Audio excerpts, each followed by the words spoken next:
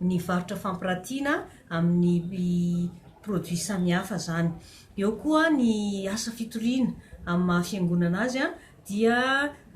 zay de anisany mampiavaka ny hetsika karakarain'ny FIBFJKM mihitsiny, zany hoe misy fitoriana vao manomboka ny andro a mandraparivo ny andro zany de mitohy foana amin'ny alalan'ireo antoko-pihira maro a, ireo karazana olona mihira na hira madinika na hira tsotra, ireo faninanana soratra masina sy faninanana hafa, ireo fanentanana samihafa. Ary ny farany a de ny asa sosialy izay entina indrindra mahana ny olana ara-pahasalamana ny zanaka ny fiangonana, de ao a ny fitiliana maro izay maimaim-poana, fitiliana maso, ny fijerevana ny aretinify zany a, ny manala nify a, ny tsy mikaretina VIH sida, ao ny vozon'ny tranonjaza, ny nono, ny pancréas, ny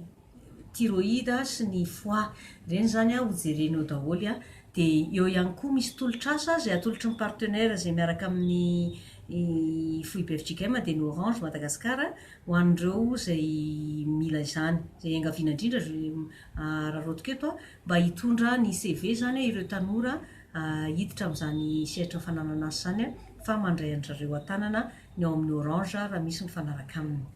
Ny fiangonana, ny fitandremana tsirairay avy de tena nandray anjara mavitrika tamin'ity satria any amin'ny sehatra fitandremana no nanaovana fanentanana tsirairay avy mba handraisan'ny stand anjara, ary any amin'ny sehatra fiangonana ihany koa no handraisan'ireo chorale sy antoko-pihira rehetra soratra anarana zany a, handray anjara amin'ny fanentanana. Ranomaso no jerena de rehefa vita fizahana maimaim-poana aloha ny maso a, de rehefa avy eo amin'izay a misy mivarotra solomaso amin'ny vidiny tena mirary eo. Ny nify indray a tonga de tsy mandovola izy fa esorina fotsiny, fanalana nify no ataontsika eo a, de ny resaka fizahana zany a mbola tsisy traitement, fa kosany a afaka ray volana raha ohatra zao le fizahana ny mamiadan'ny tranonjaza no jerena, afaka ray volana de omena ato amin'ny salle 201 ato ny valiny, de aorianan'izay zany izy misy suivi manaraka an'izay namany. Tsy hoe ny FJKM no mikarakara de misy zanaka ny FJKM ihany no tokony handray anjara, fa miantso ny rehetra mihitsy izay handray anjara, fa misokatra ho an'ny rehetra ny hetsika ao anavy. Maro ny fitandremana nandray anjara, tena mandray trano eva mihitsy izy a, de maro amin'ireo fitandreman'ireo no maka trano eva ray izy amin'ny anaran'ny fitandremana, fa ny zanaka ny fiangonana rehetra mikambana ao anatiny daholy. Misy mivarotra zavatra kely tsirairay ao fa mikambana mivondrona ao anatin'ny trano eva. Ankoatran'izay koa de ny fitandremana de be da be mihitsy nandray anjara amin'ny fanentanana,